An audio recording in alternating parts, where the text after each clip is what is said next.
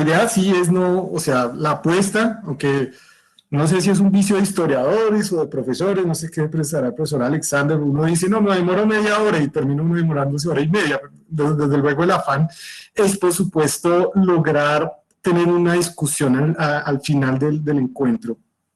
Entonces, digamos que quise plantearla, desde luego el título dice siglo XXI, pero me sentí en la gran necesidad de rebobinar esta historia, de como historiador intentar comprender, y yo siempre he creído que los fenómenos sociales, que los fenómenos políticos tienen un amarre al pasado y que es muy difícil, a mi modo de ver, comprenderlos si no damos una mirada a esos trazos. No, no, es pues tampoco un curso, una charla de historia latinoamericana, pero sí tratar de rescatar algunos elementos que nos permitan, no todos, esos elementos. Entonces, digamos que si bien la idea es concentrarnos en el siglo XXI, yo voy a arrancar inclusive de un poco o de bastante más atrás,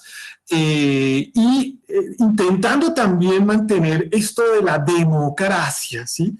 Esta idea de la democracia que sea el hilo conductor de toda la discusión de cómo podemos percibir la democracia en América Latina, en la historia latinoamericana, y de alguna manera entender que esto de la crisis en cierta medida va amarrado a la democracia, es decir, que la lucha por la democracia, que el establecimiento de la democracia, que la pérdida de la democracia, en la mayoría de las ocasiones está amarrada a diversas crisis. Entonces es un poco la propuesta que traigo para, para el día de hoy. Entonces, como les decía, vamos a hacer una mirada retrospectiva, vamos un poco a esa mirada, ¿sí?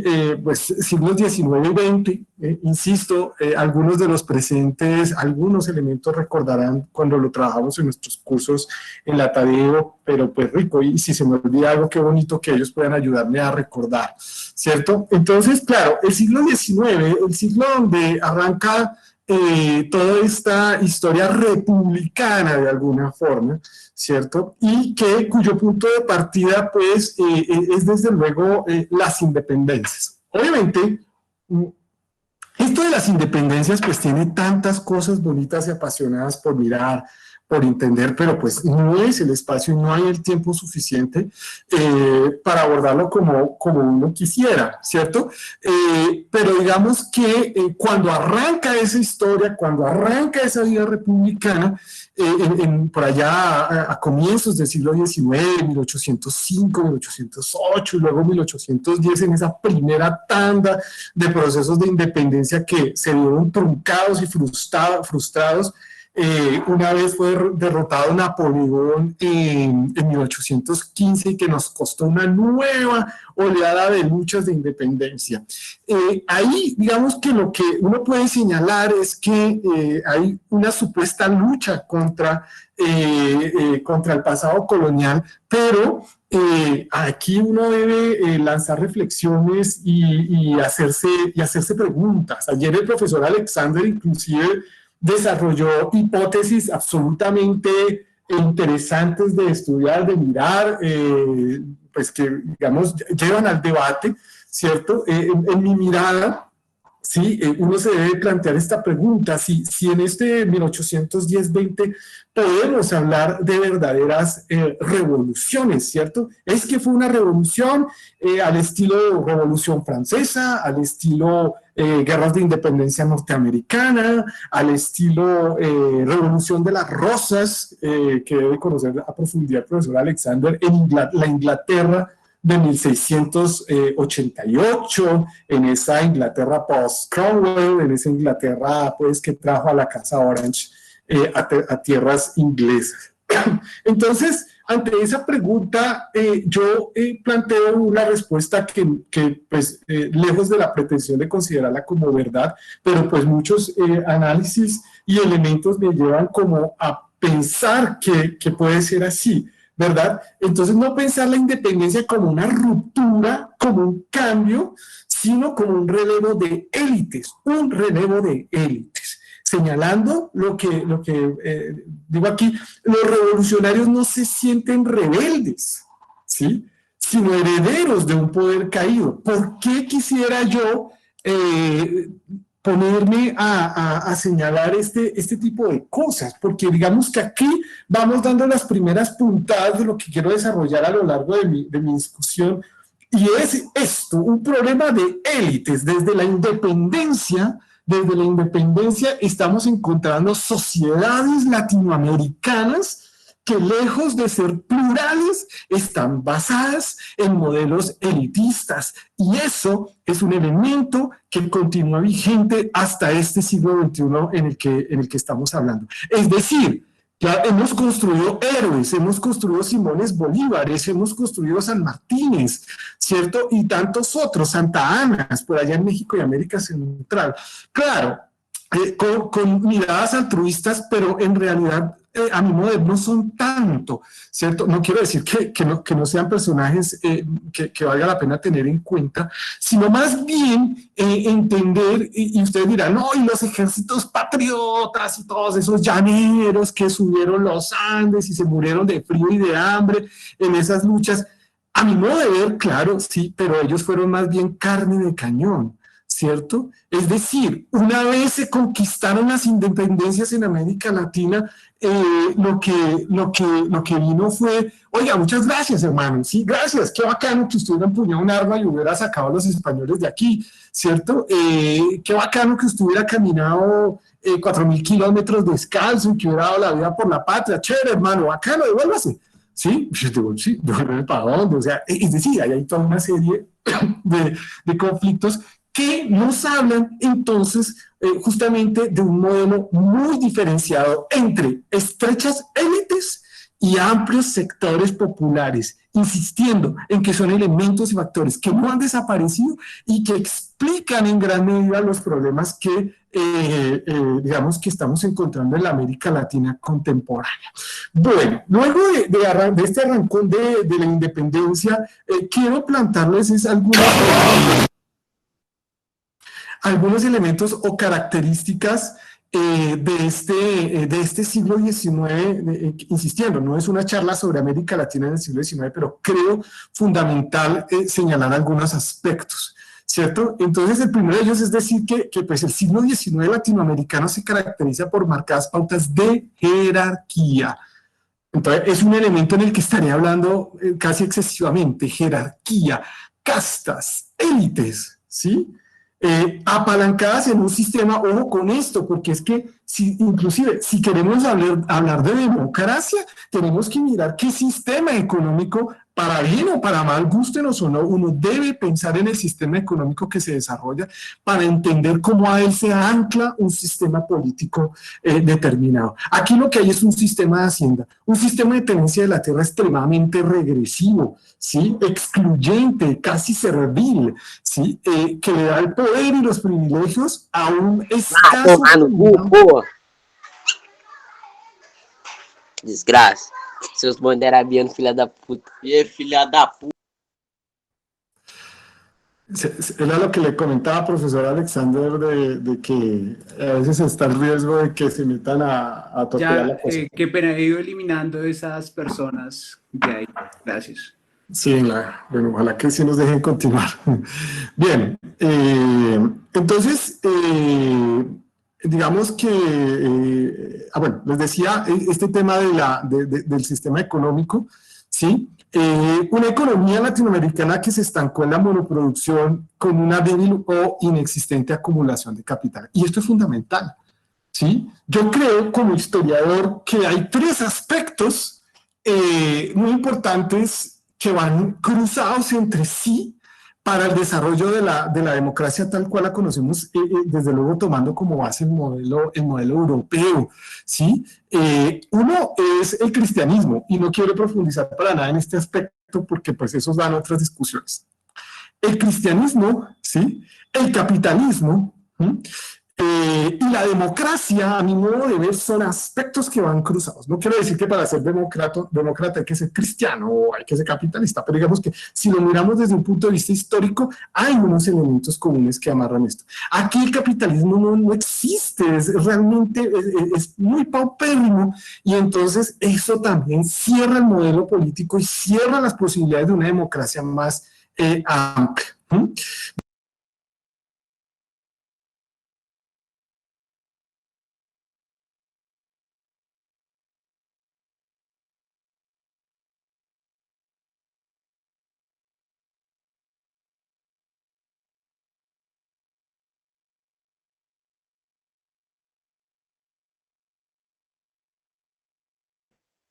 Perdón, profesor David, si me está escuchando, se nos ha perdido por un momento el audio.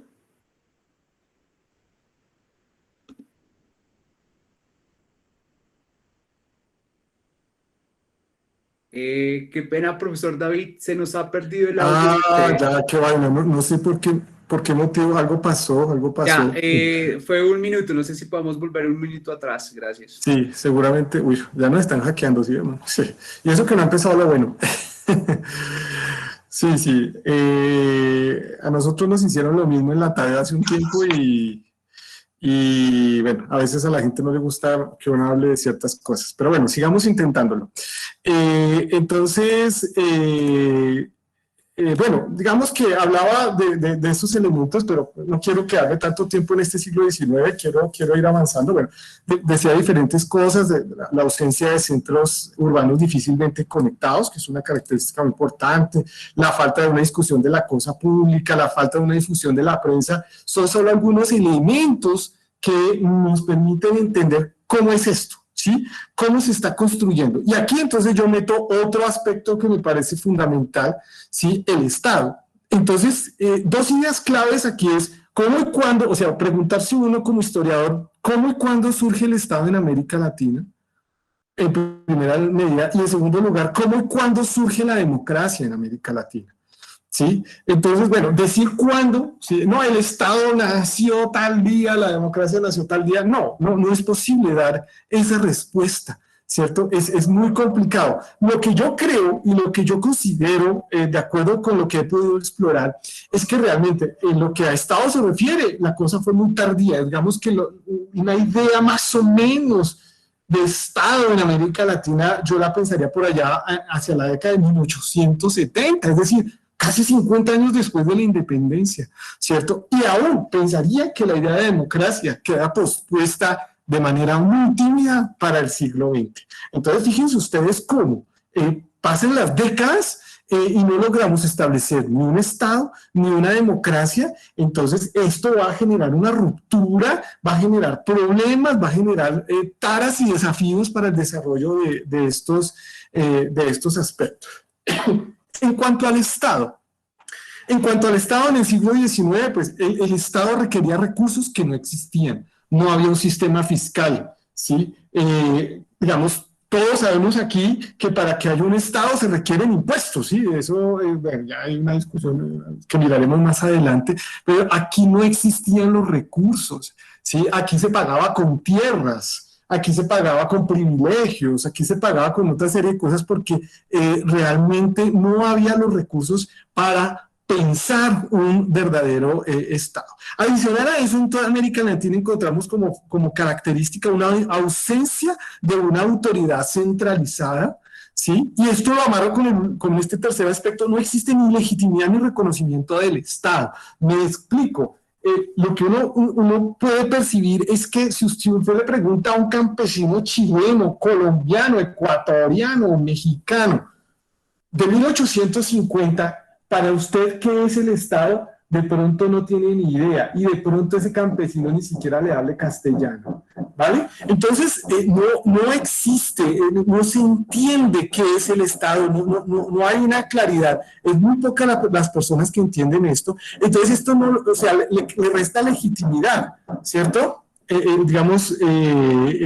reconocimiento. Entonces, ¿qué quiero señalar aquí? Algo muy importante, algo que siempre he desarrollado en mis clases como hipótesis, y es que, o sea, todo esto es una copia occidental, eso hay que reconocerlo, y es una copia sobre todo europea. Entonces, si uno mira las experiencias europeas, lo que uno encuentra es que a lo largo de un inmenso proceso histórico, hay una movilización social que va madurando y se va construyendo en un proceso muy largo que termina a finales del siglo XVIII y principios del siglo XIX consolidando un Estado tal como lo conocemos hoy. Sí, porque el Estado existía, pero eran estados absolutistas, monárquicos, dinásticos. Pero el Estado contemporáneo, ¿sí?, es una lucha social, es una conquista social, es decir, es una masa social que lucha porque tocó lucharlo para consolidar ese Estado y, por supuesto, la democracia, ¿verdad?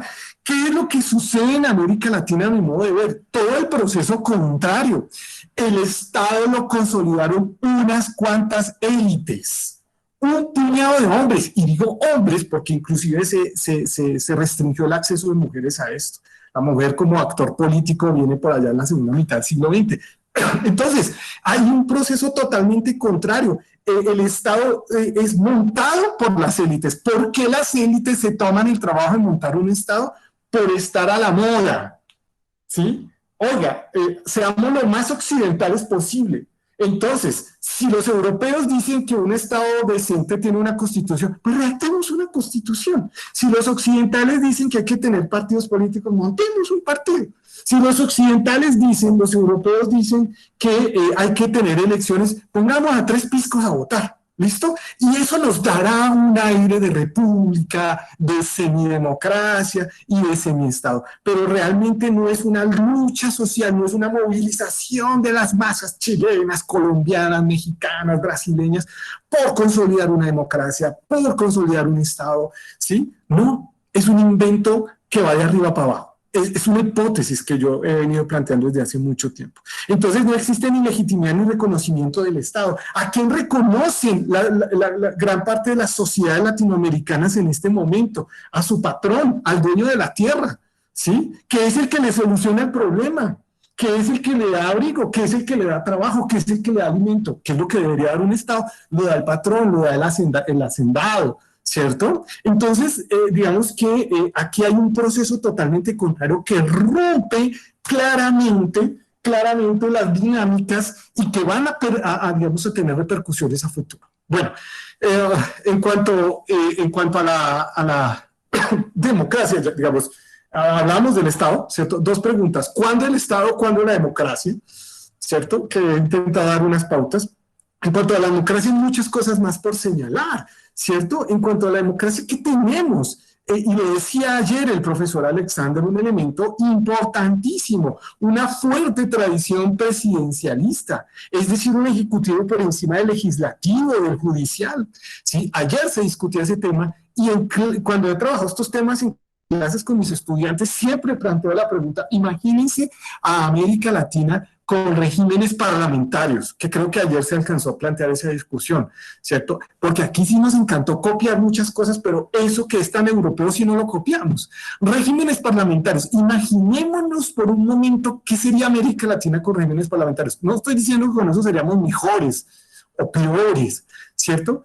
Lo que sí creo yo es que en un régimen parlamentario tendríamos, y ayer no me acuerdo cuál era el concepto que manejaba el profesor Alexander, democracias, bueno, de eso también hay unos debates, pero democracias tal vez más maduras, sobre todo con partidos políticos más consolidados, porque el sistema presidencialista que es tan característico de América Latina, lo que ha hecho es personalizar la política, ¿sí? Popularizar la política o construir caudillos. Nosotros vivimos de caudillo en caudillo, nomás en Colombia, ¿sí? Entonces, Rafael Uribe, Jorge Eliezer Gaitán, Luis Carlos Galán, ayer hablaban del general Rojas con la NAPO, estoy hablando de solo Colombia, ¿cierto? Muchos de ellos víctimas del sistema, y caudillos, y Petros y Uribes. Esto es porque en América Latina, y lo mismo, Chávez y Morales y Correa, de eso hay mucho en América Latina, porque hemos personalizado la política por una tradición presidencialista que creo que ha afectado a la democracia, ¿sí? Adicional a eso, bueno, otros elementos, la importancia de los poderes locales, regionales. Esa vaina es muy importante y uno no puede entender la política latinoamericana sin entender el peso que tienen los líderes políticos regionales, porque eso no se puede evadir. El clientelismo hace parte del ADN político. Ustedes dirán, y el profesor David, ¿cómo es de drástico, cómo es de radical? Bueno, discutámoslo, pero a mí me parece que sí está en el ADN el clientelismo como forma de asociación Estado-individuo. Una vez más, cuando el campesino veía que su interlocución no era con el Estado, no es que el Estado está en Lima, el Estado está en Santiago, está en Buenos Aires, estaba en donde, tal vez me muero y nunca vaya. Pero lo que sí sé es que el patrón está aquí. ¿Sí? Está aquí en la hacienda, o por lo menos viene una vez al año a la hacienda, con él sí puedo hacer interlocución. Esto construye unas dinámicas sociales y políticas muy especiales, en donde no hay una relación individuo o más bien ciudadano-estado, ¿sí? Sino que siempre nos vemos atravesados por intermediarios, ¿cierto? Y entonces por eso yo me atrevo a afirmar esto de que el clientelismo hace parte del ADN. Pues un débil diseño de instituciones republicanas, la limitación al sufragio, voten unos cuantos, y el que tenga propiedades, el que sepa leer y escribir. ¿Quién votaba en el siglo XIX? Pues el 10%, si acaso, de la población, hombres además, ¿cierto? El sufragio universal fue una lucha que comenzó por allá a principios del siglo XX en Argentina, y bueno, y se fue expandiendo con la famosa ley Sáenz Peña, pero eso fue también una lucha y una conquista. Y las mujeres tuvieron que esperar otro medio siglo para poder votar. Limitación en la circulación de prensa, además que el tema no era solo que la prensa circulara, qué bonito que circulara la prensa porque sí había periódico, el problema era que la gente no sabía leer, ¿sí? Entonces, ¿quiénes terminaban leyendo? Las élites, nuevamente, ¿sí? Y bueno, otra característica muy propia de los sistemas políticos latinoamericanos, la dificultad en la consolidación de partidos políticos.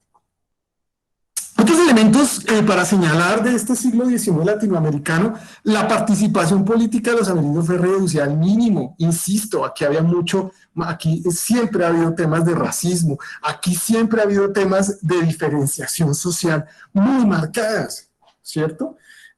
Porque inclusive muchos elementos, es decir, ir a un restaurante y mirar con desprecio o tratar de forma irrespetuosa al mesero, eso hace parte también de una cultura social y política, porque nos creemos más, porque creemos que ser mesero es un oficio de tercera, ¿cierto?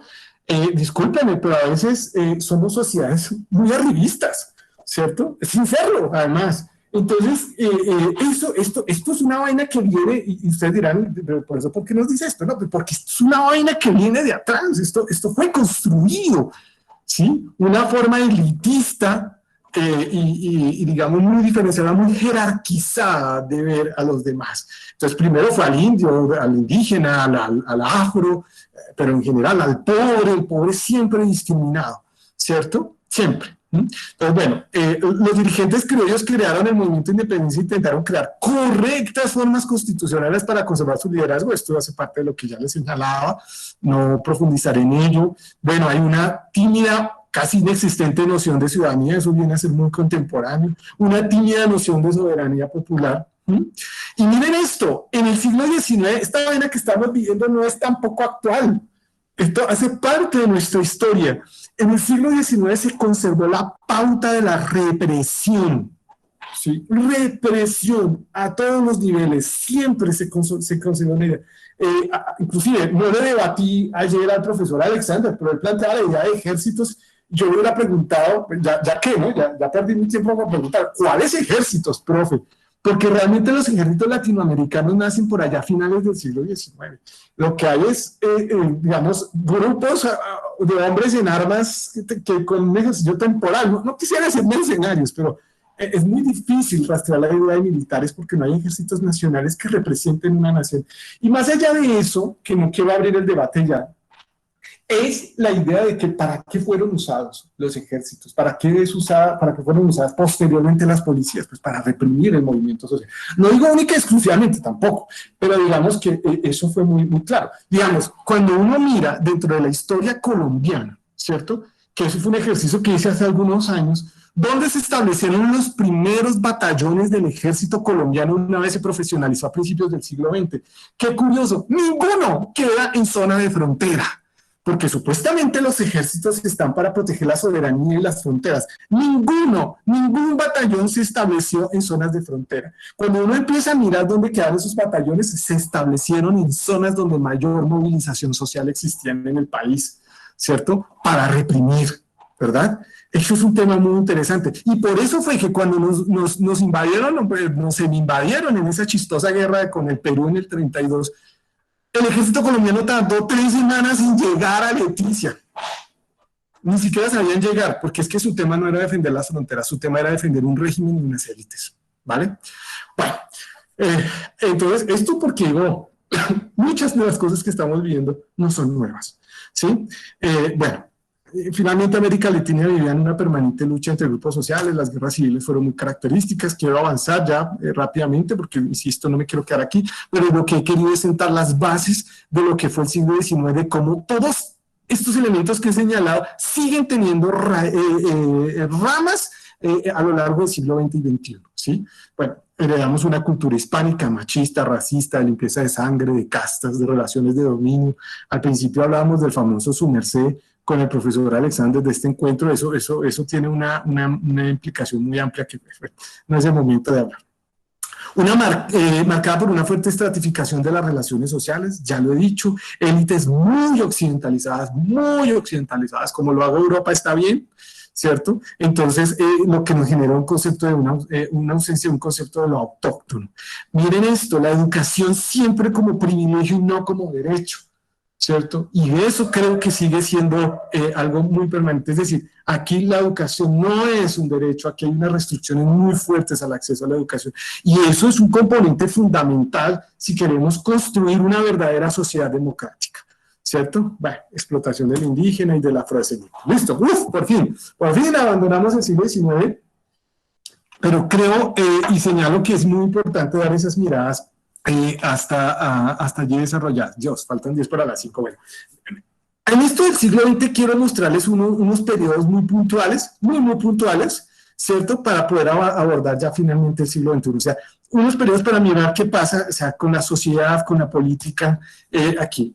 Esto es los que también, digamos, en algún momento nos hemos cruzado, conocen un poco esta periodización, que, digamos, a través de mi experiencia y mis estudios he intentado construir, aunque pues nunca he visto esto en algún libro, pero pues tampoco quiero decir que he descubierto algo. Es una forma útil de comprender la historia latinoamericana. Entonces hay varios periodos, varios que quiero señalarles aquí. El primero de ellos, las 3 primeras décadas del siglo XX, quise decir aquí la fuerza tranquila. Esto de la fuerza tranquila me lo robé de una campaña electoral allá en Francia del ya fallecido expresidente Jacques Chirac, que decía que su lema de campaña era la fuerza tranquila. Pero ¿por qué lo quise poner? La fuerza tranquila es un statu quo que se mantiene a lo largo de estas primeras 3 décadas, donde élites y oligarquías se establecen en su zona de confort. ¿Qué quiere decir esto? ¿Cierto? Aquí el Estado sigue, pues, digamos, ya tiene paticas y manitos, ya va cogiendo fuerza, pero la democracia sigue siendo una deuda. ¿Sí? Sigue el modelo elitista, sigue el modelo de clases sociales muy amplio, que no varía. Somos todavía países muy rurales, ¿verdad? Y entonces, ¿por qué? Unas élites y oligarquías, las élites y oligarquías que se enriquecieron con base en la producción de ciertas riquezas o recursos. Eso depende de cada país, por ejemplo, el cobre en Chile o el café en Colombia, o el café en Brasil, en El Salvador, la carne y los cereales en Argentina. En fin, cada país tiene unas particularidades, eso sí, todos materias, digamos, sector primario. Ahí esto genera la riqueza de unas élites y unas oligarquías que controlan la economía, que controlan la propiedad de la tierra y que controlan el poder político.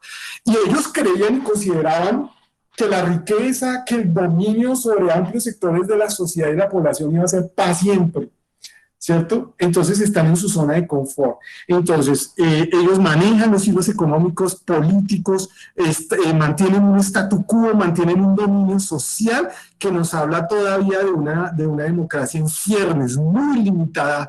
Sí, voten, ¿no? Nuevamente seguimos todavía en la dinámica de que votan algunos cuantos y bueno, la educación como privilegio, todos esos elementos que he señalado allí, ¿verdad?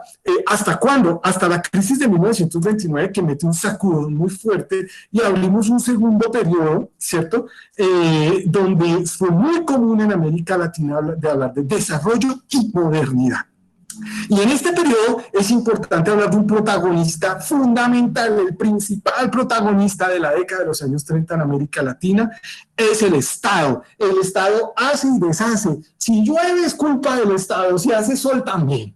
¿Cierto? Entonces, decían, no, vea, la crisis económica echó por el piso esa idea de la oligarquía de que esto iba a ser para siempre y que eso era sentarse en la hamaca, esperar que los campesinos produzcan café y yo llenarme de plata. Y con un barco irme para Europa y pasarla bueno, ¿cierto? Eso se quebró. Y lo que nos muestra la historia latinoamericana es que más o menos los 2 años alrededor de 1930, es decir, entre 1929 y 1931, casi todos los regímenes latinoamericanos, los regímenes políticos latinoamericanos cambiaron de forma contundente, ¿cierto? A excepción de Venezuela y México, pero en general todos los países variaron significativamente. Entonces hay un movimiento telúrico aquí que se suma ya, ahora sí, a un despertar social, sociedades que se movilizan, en la era donde se empiezan a legalizar los sindicatos, donde se crean, ya viene una inspiración de la Revolución Rusa y se crean partidos comunistas, partidos socialistas, ¿verdad? La época es la primera oleada de gobiernos populistas en América Latina y sobre todo una época en donde la sociedad se urbaniza porque empezamos a crear pues, a una industria muy tímida, pero nos urbanizamos, se estudia un poquito más. El profesor Alexander señalaba ayer brillantemente cómo esta movilización social responde a una juventud más educada, más urbana, más conectada, bueno, una cantidad de cosas allí. Entonces, en los años 30 vamos a encontrar este cambio tan importante, es decir, el Estado toma un rol preponderante, que es lo que he dicho, pero sobre todo la democracia comienza a despertarse, la movilización, ciertos sectores empiezan a pedir un nuevo espacio dentro de los sistemas políticos latinoamericanos, y aquí hay una época maravillosa, que se va a ver truncada por el desarrollo de la Segunda Guerra Mundial entre el 40 y el 45 en Europa, que pues nosotros no tenemos mucho que ver directamente, pero sí sufrimos las consecuencias. Los años 40 al 45 son años de crisis para América Latina, sobre todo desde un punto de vista económico y del cual pues no pienso hablar aquí. Me salto esos 5 años y hablo de bueno, en realidad una cuarta, si contamos los años de la Segunda Guerra Mundial, una cuarta etapa donde, digamos, los finales de los 40 y los años 50, ¿sí? En donde aquí hay una segunda oleada de un fenómeno que cualquier especialista en América Latina debe tener en cuenta, que es el fenómeno del populismo, ¿cierto? El populismo. ¿Por qué es tan importante para los intereses de lo que estamos discutiendo hoy el fenómeno populista? Porque, digamos, ¿por qué estos Perones, por qué estos Vargas, por qué estos Gaitanes, por qué estos Cárdenas y Calles, por qué estos Haya de la Torre, estoy mencionando los más reconocidos, no todos, líderes populistas de los años 40 y 50, ¿por qué tuvieron tanto éxito? Por una razón muy importante. Ellos reivindicaron el papel del grueso de la sociedad. Es decir, los líderes populistas, estos que les he señalado, lo que hacen es desde luego instrumentalizar, la mayoría de ellos, no necesariamente porque hubiera una química, bueno, aquí también puede haber un debate, me pueden dar palo ustedes, pero no hablamos, pero ellos instrumentalizan a esa gran masa olvidada y a esa gran masa urbana, ¿vale? Entonces lo que sucede es que el apoyo masivo de esta sociedad, ¿sí? Es porque por primera vez un líder político, un man de corbata por allá en la capital, se acordó de nosotros, del pueblo, de la masa, y entonces se vincula todo un discurso, la oligarquía, el pueblo, ¿cierto? Y una forma de hablar, y todo este populismo, estos años que o sea, pone eléctrica a la sociedad, pero sobre todo es sentirse reconocido. Oiga, por fin un man de la élite se acuerda de mí, ¿cierto?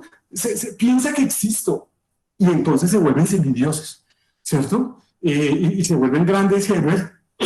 Y digamos que gracias al populismo se plantea por primera vez en América Latina una movilización social y política de orden masivo, urbano en general, ¿cierto? Y esto será muy importante y serán las primeras puntadas de unos cambios muy importantes en el continente. Entonces, fíjense ustedes que, discúlpenme, fíjense ustedes que yo paro en el año 1959 porque considero que la revolución cubana fue un cambio trascendental y es el hecho más importante a nivel histórico de toda América Latina en todo el siglo XX, solo en el siglo XX, 1959, ¿cierto? ¿Por qué? Porque plantean un nuevo reto, fíjense, la revolución es posible, el capitalismo tiene alternativas, bueno, todo lo que eso plantea. Y entonces ayer se hablaba, y creo que incluso algunas preguntas, de pronto si hay tiempo lo miramos, vienen los años 60 y 80, pues el populismo, digamos, ante los ojos de las élites, envalentonó al pueblo. Le dieron muchas largas al pueblo, pensaba la gente de la élite, ¿cierto? La gente aprendió a movilizarse, la gente entendió pues que su voz contaba, ¿cierto? Esto preocupaba seriamente a las élites que no les gustaba pues que la gente salga a marchar, esa vaina como que no, hombre, lo mismo pasa hoy, ¿no? La élite hoy piensa que la gente marche, pues me impide a mí ir a Unicentro a hacer compras, ¿sí? Eso es lo que más le molesta a la élite. Bueno, estoy siendo exagerado, pero digamos, entonces la élite siempre ha tenido como un poco esas preocupaciones, pero con la llegada del comunismo, por Dios, ¿sí? Echémonos la bendición, esta vaina, apague y vámonos, ¿cierto? Primer fantasma, no, primero no, o por lo menos de este siglo XX, el fantasma del comunismo. Entonces, años 60, 70, 80, ¿cierto? Por lo menos durante 3 décadas, la lucha es por no tener una nueva Cuba en América Latina. Hoy que tenemos la lucha, ahorita lo miramos, la lucha es por no tener una nueva Venezuela. Siempre nos han montado fantasmas para intimidarnos, para justificar y legitimar la lucha de esas élites, pues, por mantener un statu quo, ¿vale? Entonces, ante el movimiento populista viene el movimiento autoritario en los 60 y 70. Esto es aquí quise tomar cuando éramos estudiantes, ¿cierto? Cuando éramos jóvenes como ustedes, entonces, de pronto esa venga todo existe. Entonces, ¿quiénes somos? Estudiantes. ¿Qué queremos? Soluciones. ¿Qué nos dan? Represión y bolillo por un montón. ¿Ven? Entonces, un modelo represivo que no es nuevo en América Latina y que no será el último ejercicio. ¿Listo? Entonces, son los años del autoritarismo, dictaduras militares, bueno, una lucha contra el comunismo. Entonces, si usted piensa, si usted lee poesía, usted es comunista. Si usted es sindicalista, usted es comunista. Si usted es estudiante, usted es guerrillero. O sea, una cantidad de elementos muy complicados. Bueno, llega la década de los años 80, una severa crisis, y yo me atrevería a pensar que nosotros estamos abriendo la segunda década perdida. Ustedes dirán, tan trágico el profesor. Ojalá me equivoque. Es lo que más deseo, equivocarme. Pero estamos viviendo una crisis, digamos, lo que estamos viviendo se asemeja mucho a esa década de los años 80, que se conoció como la década perdida. Hipermega inflaciones, deuda externa, ¿sí? Quiebra de los estados, es decir, entonces pobreza en altos niveles, altísimos porcentajes de pobreza, de condiciones sociales, ¿cierto?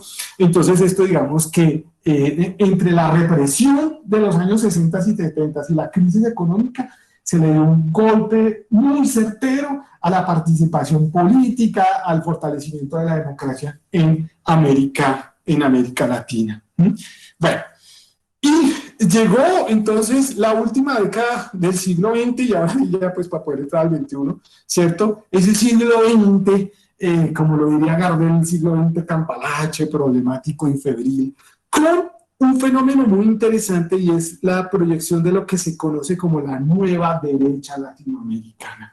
¿Sí? La nueva derecha latinoamericana en los 90 que construimos líderes populistas del orden de Fujimori, ¿cierto?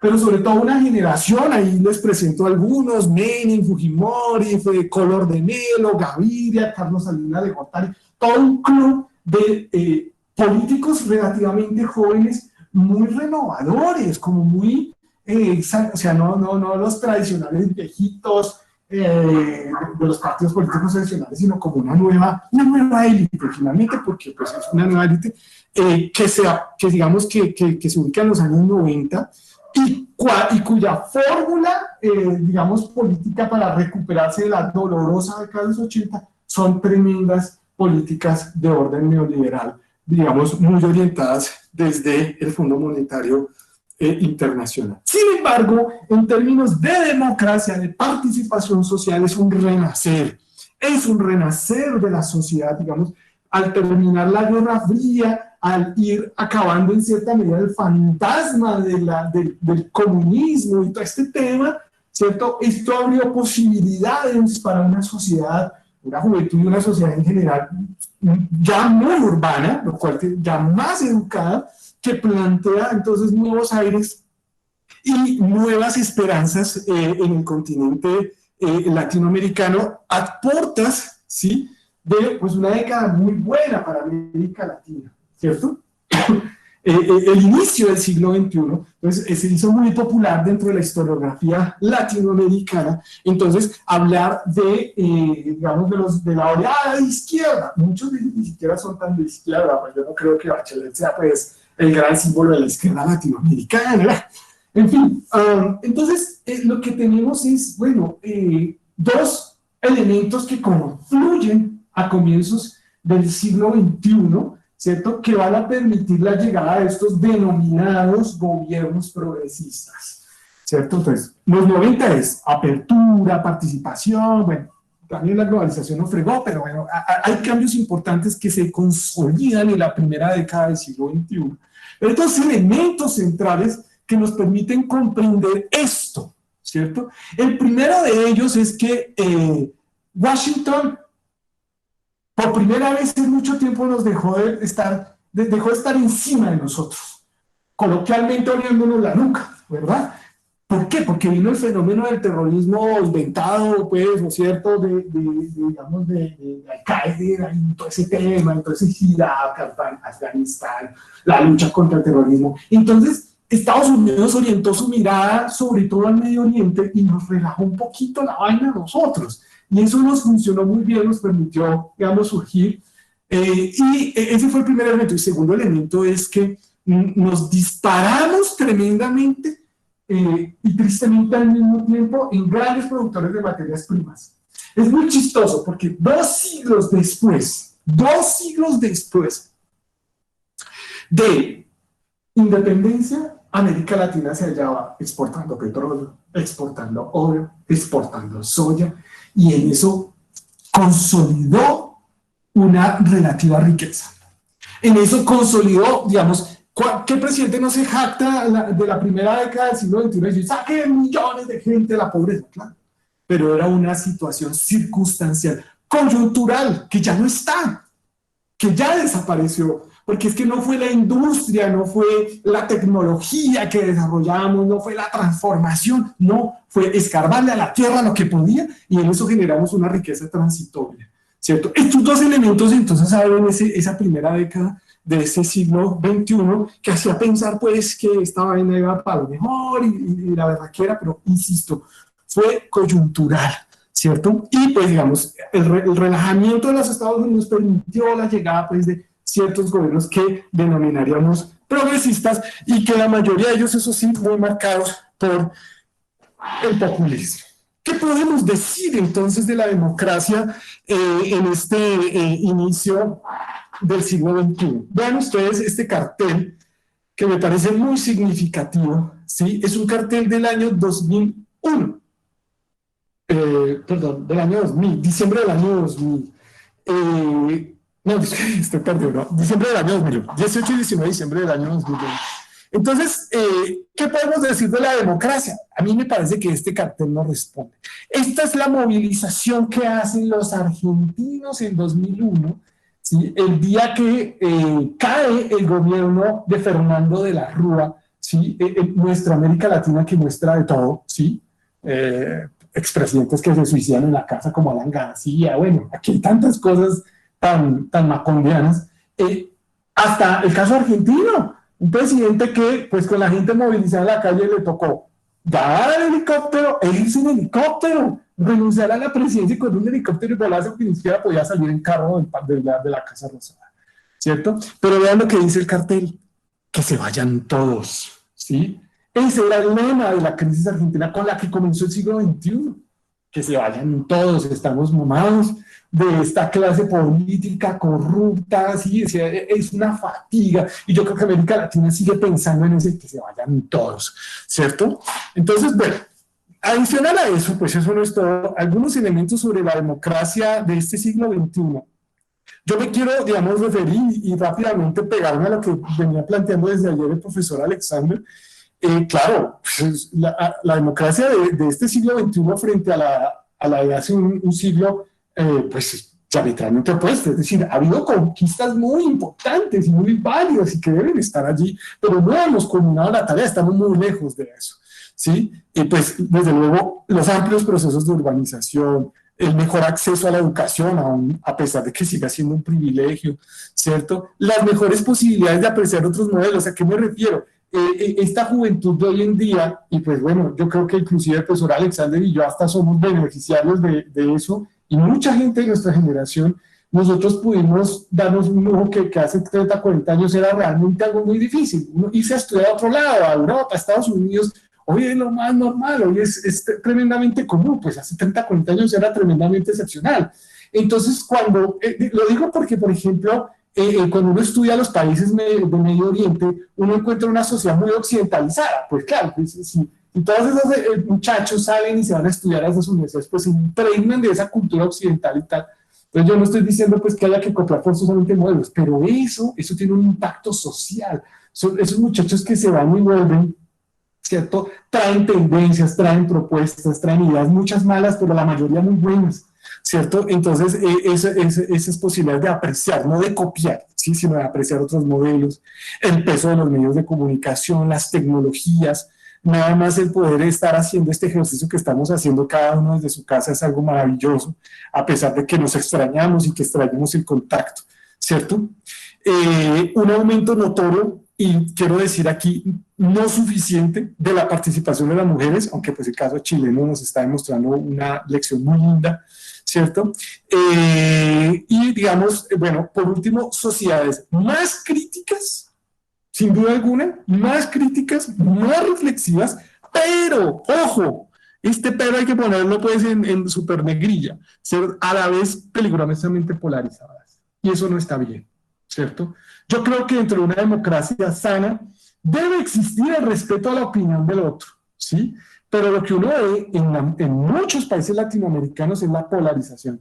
Y les aseguro, como historiador, mi pensamiento es que la polarización es un antecedente a la violencia, ¿verdad? Entonces, la polarización que generó el chavismo en Venezuela quebró el país, lo rompió social, económica y políticamente, ¿cierto? Aquí el fenómeno uribista ha polarizado la sociedad, ¿sí? La ha polarizado, y eso es peligroso, y con eso yo no estoy diciendo tomemos por aquí, tomemos por allá, con eso estoy diciendo, oiga, hagamos un llamado a la prudencia, ¿sí? El problema es que los sectores recalcitrantes de la sociedad son absolutamente intolerantes, pero intolerantes, y esa vaina es muy berraca, ¿cierto? Pero eso pasa en muchos lados, ¿sí? Es decir, el tema de la polarización de la sociedad es una amenaza a la democracia y es una amenaza a la paz social. Y con esto no estoy diciendo que hay que correr para un lado o para el otro. Con esto estoy diciendo que una sociedad democrática madura debería rechazar categóricamente cualquier posibilidad de polarización. Bueno, además de eso, pues el clientelismo que mirábamos desde el siglo XIX no ha desaparecido. La violencia política no ha desaparecido, ¿cierto? La corrupción, es que, o sea, miremos el caso brasileño. Brasil en el año 2008-2010 se proyectaba como la gran potencia latinoamericana.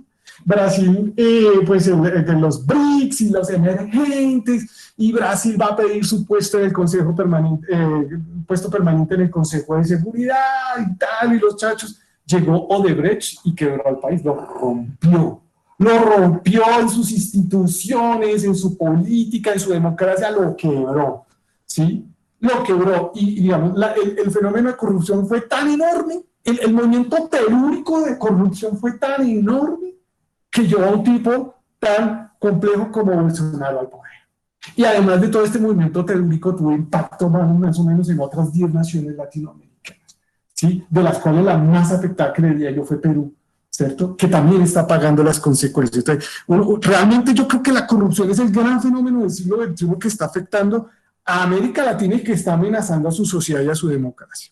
Los fraudes electorales que existían hace un siglo y que siguen existiendo hoy, las limitaciones a la libertad de expresión, y en eso Colombia y México desafortunadamente sí que pueden dar fe de lo que es morir por sus ideas, morir por expresar una idea, ¿cierto?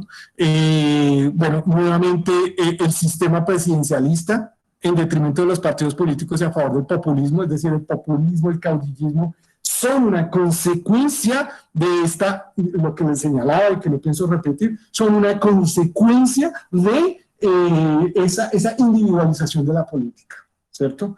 Yo aquí, más allá de que si usted de una tendencia aquí o allá, ¿cierto? ¿Por cuántos partidos ha pasado Petro? ¿Sí? Y al mal le va mal en uno y funda otro. Eso sí, él siempre es líder, ¿sí?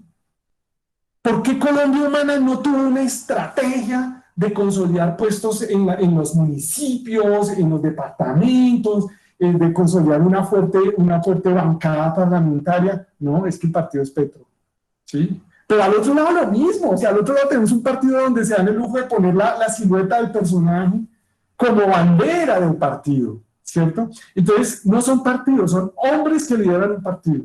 Y eso existe mucho, o sea, por ejemplo, en Perú, en 2016, tal vez, cuando ganó Pedro Pablo Kuczynski, ¿cierto? ¿Cuál era su partido? El PPK, las iniciales de su nombre. Ese era el partido político, la individualización de la política. Eso es un fenómeno muy complicado. Ayer el profesor Alexander hablaba de un tema que también tampoco tuve la posibilidad de plantearles, pero si hay un tema fascinante en América Latina y en Colombia, es el tema del papel que tienen los expresidentes. ¿Por qué son tan metidos los expresidentes latinoamericanos en los asuntos domésticos en América Latina? Uno no ve eso en otros casos, no siempre, ¿cierto?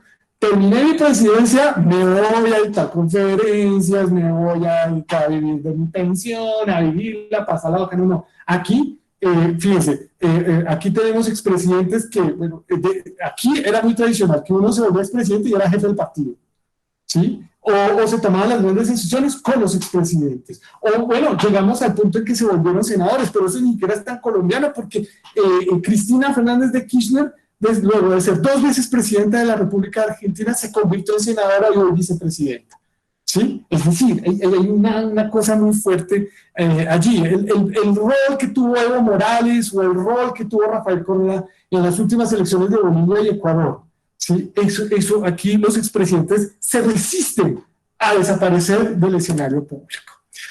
Bueno, lo que quiero señalar, ¿qué hora es? Pues yo quiero ir cerrando porque en verdad me parece interesante saber sobre todo el debate, pero ya casi terminamos. Lo que uno mira aquí es que los llamados gobiernos progresistas de inicio del siglo XXI no arrojaron los resultados esperados ni para la democracia ni para los sistemas políticos. Fueron una esperanza, fueron una coyuntura, como les decía, donde tuvimos un momento de oro, pero se nos acabó muy rápido, se nos fundió rápidamente ese motor, ¿cierto? Y digamos, fíjense ustedes, Venezuela, o sea, Chávez, hay una Venezuela antes y después de Chávez, pero digamos, el chavismo afectó mucho. Y vean, yo aquí no quiero pues necesariamente poner una posición, pero uno siéntese a analizar, o sea, Chávez, yo creo que Chávez afectó seriamente la democracia venezolana, ¿sí? Cerrar medios de comunicación, amañar elecciones, armar a la población civil, un poco de vainas, ¿cierto? Yo recuerdo en Europa, hablaba pues con unos sectores, pues con amigos latinoamericanos, a mí siempre me marcó una frase, ahora me lo dijo una persona anónima, pues para allá eso no quiere decir pues que sea una variable válida de análisis académico, pero se los comparto. Alguna vez yo discutí estos temas, y digo, no, hermano, pero es que Chávez la está embarrando, ese man está contra la democracia. Y me dice este personaje, David, nosotros no podemos, chavista morir, nosotros no podemos ponernos a jugar a los demócratas. Aquí la vaina hay una amenaza muy seria, si nos ponemos con jueguitos de democracia nos jodemos. Y yo decía, no, pues hermano, por ahí no es. Sí, pues soy un gran creyente de la democracia. Pero bueno, entonces miren ustedes el fenómeno de Chávez, miren lo que hizo Correa en Ecuador. Sí, digamos las influencias. Miren, Morales, pues Evo Morales llegó al fraude electoral y llegó digamos, esa mala mañana. Hagamos un referéndum. Si lo pierdo, lo invalido y lo repito. Si lo gano, bacano, listo, lo pasamos, ¿cierto? Entonces, todo ese tipo de elementos, Cristina, pues, el clan Kirchner, su hijo Máximo Kirchner, anclado en la política nacional, y pues todos esos casos de corrupción por los cuales han sido investigados los Kirchner. Es decir, por donde uno lo mire, los gobiernos llamados progresistas le aportaron muy poco a la democracia latinoamericana. Y bueno, no solo los de izquierda, sino los de derecha, hay que señalarlo, como en el caso de Perú, en el de Colombia, también un flaco favor le hicieron al desarrollo de la democracia en este siglo XXI. Entonces, otro elemento que impacta dentro del sistema político, dentro de las dinámicas políticas latinoamericanas del siglo XXI, es el fantasma del castrochavismo. ¿Cierto? Un término que se inventaron que la gente repite como horas y muchas veces no entienden qué es. Pero para mí, el castrochavismo es o sea, como les decía, en los años 60, 70 y 80, el comunismo, el fantasma del comunismo que movilizaba sectores, digamos, el fantasma es que en América Latina se volvió corriente decir, si vota por X, va a volverse otra Venezuela, ¿cierto? Y entonces todo el mundo sale corriendo desesperado a votar por Y. Así me caiga mal Y, y la gente lo dice, yo voté por Y porque no quería que X llegara al poder, porque no quiero que haya otra segunda Venezuela. Y esos son fantasmas que nos han metido, que carecen de análisis y que carecen de sustento, ¿cierto? Pero la gente corre, o sea, si a uno le venden miedos, pues, y si uno se deja meter los miedos, pues perdió, ¿cierto? Entonces el castrochavismo influyó en Colombia, influyó en México, decían, no, ese López Obrador, ese es otro Chávez, no sé qué, ¿cierto? En Brasil, pues Bolsonaro no hizo sino decir, no nos podemos volver otra Venezuela. Cuando ganó Fernández en Argentina, nos jodimos, nos vamos a volver a otra Venezuela. Eso afecta mucho los sistemas políticos, eso afecta muchísimo. ¿Por qué? Porque desvía el voto crítico y reflexivo. La gente ya no vota de forma reflexiva y crítica, bueno, no es que se haya hecho mucho, pero se había ganado cosas, sino que vota despavorida en contra de un miedo inexistente, infundamentado. Bueno, entonces decíamos que, pues, crisis y democracia, ¿no? Es un poco la cita que nos lleva hoy, ya quiero terminar, la invitación del día de hoy, ¿cierto? Y entonces yo digo, bueno, ¿qué pasó? Volviendo a la frase de los argentinos en diciembre de 2001, que se vayan todos. Entonces la gente está desesperada, la gente anda triste. Sí, bueno, le votamos a la derecha, jodidos. Le votamos a la izquierda, jodidos. Entonces busquemos los outsiders, y esa vaina también es terriblemente peligrosa, ¿cierto? Bueno, aquí de pronto, pues, el fenómeno Bolsonaro, ¿cómo explica uno Bolsonaro? No, pues, pucha, no, ni este ni el otro, sí, Lula la embarró, Color de Melo la había embarrado, en fin, pum, votemos a este tipo que es un loco, extravagante, que dice las cosas más insensatas de este mundo, ¿cierto? Al que maltrata públicamente a la mujer, sin embargo 80 millones de mujeres le votan, sí, es decir, pero bien, directores, o sea, como Mauricio Macri, por ejemplo, un presidente del Club Atlético Boca Juniors, se convirtió en presidente de Argentina. ¿Por qué? Porque era el presidente del club más famoso de Buenos Aires, más popular de Buenos Aires, ¿cierto? Que ganó intercontinentales, ganó Copas Libertadores, entonces el tipo se volvió todo un personaje político, outsiders, o Bukele en El Salvador, ¿cierto? O vean ustedes, aquí el señor Jimmy Morales, que se convirtió en presidente de Guatemala, era un mimo, era un cómico, ¿sí? Era el cuentahuesos de Guatemala y terminó siendo presidente, ¿cierto? Con un nefasto balance. Y vean lo que se ve, pues, lo que viene para Perú. El primero de las encuestas, ¿sí? Este outsider, ahora, bueno, no quiero hablar mal del gremio, pero este profesor peruano, ¿cierto? Digamos, ¿por qué? ¿Por qué los outsiders? Porque la gente está cansada, porque que se vayan todos, porque ya no sabemos en quién confiar, ¿cierto? Y entonces al no saber en qué, primero no sabemos en quién confiar, la corrupción todos nos tiene jodidos, y además de todo, ¿sí? Viene ese fantasma del castrochavismo, entonces la sociedad es presa de unas presiones muy horribles que la llevan a unas decisiones a veces equívocas, ¿cierto? Y ahora, pues, en lo más contemporáneo, pues, decimos que la crisis económica, o sea, tuvimos un buen momento en la primera década del siglo XX, la segunda no tanto. La crisis económica más la pandemia que nos cayó en 2020, ¿a qué nos está llevando? A una mayor desigualdad social. Estamos perdiendo mucho de lo que ganamos. Y esto tendrá consecuencias, desde luego, en el modelo democrático, en el modelo social, y por supuesto, pues, nos está llevando ante una seria y tremenda crisis. Pues yo creo que el gran problema es la desigualdad social que se está generando. Hay esa brecha que no hemos podido solucionar, nos está amenazando como región. Se dice que por cuenta del COVID, más que África y más que Asia, América Latina va a ser la más afectada en términos de pobreza y desigualdad social. Por eso digo, se nos está abriendo una segunda década perdida. De allí, entonces, el gran malestar social, ¿sí? De allí el gran malestar social, y la gente sale a la calle a expresar ese malestar social, ¿sí? Lo vimos en 2019 con este maravilloso lema que siempre me encantó en Chile, en octubre del 2019, no son 30 pesos, son 30 años, y que terminaron en ese maravilloso ejercicio de crear una nueva, de redactar una nueva constituyente, ¿cierto? Porque el Chile de los años 90, 2000 y 2010 se regía aún por una constitución redactada por un régimen dictatorial militar como el de Augusto Pinochet. No son 30 años, no son 30 pesos que le subieron al metro. Eso no fue, aquí no es la reforma tributaria, es todo lo que está detrás. No son 30 pesos, son 30 años. Y bueno, tenemos las revueltas en Ecuador por el aumento a los precios del combustible. Esto pues asustó tremendamente al gobierno de Lenín Moreno en su momento.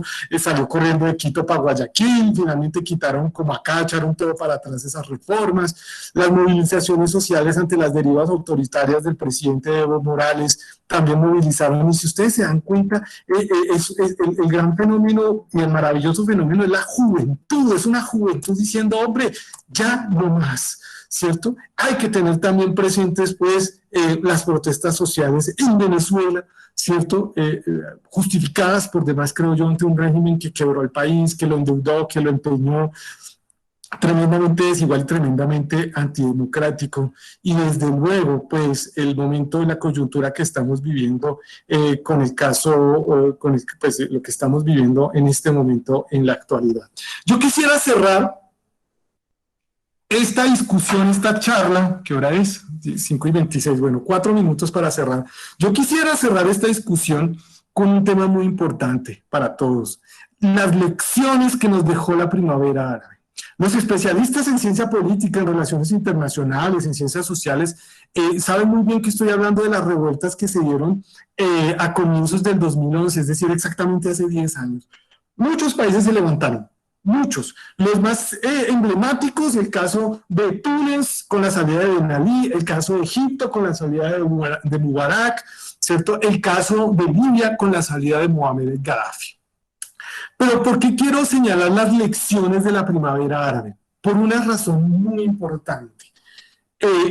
inclusive, esto nació un poco de la nada. ¿De dónde nacieron las revueltas sociales de los países árabes? Porque estoy mencionando lo más importante, pero Siria, la guerra en Siria arranca de la primavera árabe, en los Emiratos Árabes Unidos, es decir, en gran parte de los países árabes se levantaron los jóvenes desesperanzados de un sistema total, de sistemas políticos totalmente antidemocráticos, ¿cierto? Un muchacho al que la policía en Túnez le quita su puestico de venta ambulante ante el desespero, ante la miseria y ante el hambre, se prende fuego en el centro de la capital, ¿cierto? Y de ahí arranca todo un movimiento que no ha perdido aún digamos, no se han apagado aún sus consecuencias, ¿cierto? Las redes sociales movilizaron a millones de jóvenes que dijeron no más, ¿cierto? No más. Y cayeron estos dictadores que habían durado en el poder hasta 20 años, ¿cierto? Pero ¿qué pasó? ¿Y cuál es la principal lección de la primavera árabe?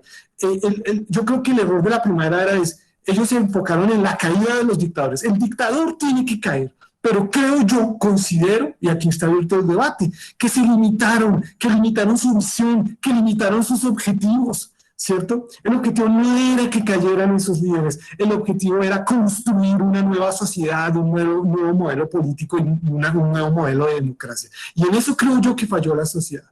¿Sí? Cayó el dictador, todo el mundo. ¿Qué tenemos hoy en la mayoría? Bueno, Siria deshecha por una guerra civil, pero lo que encontramos es nuevos dictadores, aún más, inclusive más autoritarios y más represivos incluso que lo que podía existir antes. Entonces, aprender de esas lecciones para América Latina será muy importante. Se necesita construir, digamos, tener una visión más allá. Yo siempre lo decía, el tema en Venezuela, pues cuando se hablaba sobre Venezuela, el tema en Venezuela no es que caiga Maduro, ese no es el tema, y de pronto la caída de Maduro puede meter a Venezuela en una crisis aún peor, que uno cree que ya toca un fondo. El tema no es que caigan esas cabezas, ¿sí? Y los objetivos de la movilización social no deben ser cortoplacistas, sino de largo plazo, ¿cierto? Con unos objetivos de cambios estructurales significativos que puedan proponer un mejor futuro para las generaciones que vienen, ¿cierto? Es decir, ¿sí? Bueno, listo, sí, no, cambiar los malos hábitos, hacer cambios en nuestra cultura, eso es por lo que se debe luchar, porque cae la cabeza y otro viene y se monta allí. Y bueno, con esta última diapositiva, yo simplemente quiero rendirle un sentido homenaje, ¿cierto? Desde lo más profundo y de la forma más sincera a todos esos jóvenes que en las últimas 2 semanas han perdido su vida soñando con un mejor país, a todos esos jóvenes que hoy no han vuelto a sus hogares y que espero vuelvan muy pronto porque están luchando por un mejor país, no para ellos, porque si ellos lo logran para todos nosotros, ¿sí? A todos esos jóvenes que han perdido su ojo, que han perdido o que han sido lesionados en su integridad física por cuenta de una represión absurda, ciega, digamos, demasiado fanática. Yo la verdad quiero pues hacer un homenaje y creo que este espacio me permite a mí, digamos, presentar mis respetos y mi admiración a esa juventud, a esas juventudes que están haciendo mucho por el país, a ese 95% de juventudes que son pacíficas, que no creen en la violencia y que no pueden, bajo ningún motivo, ser denominados como vándalos.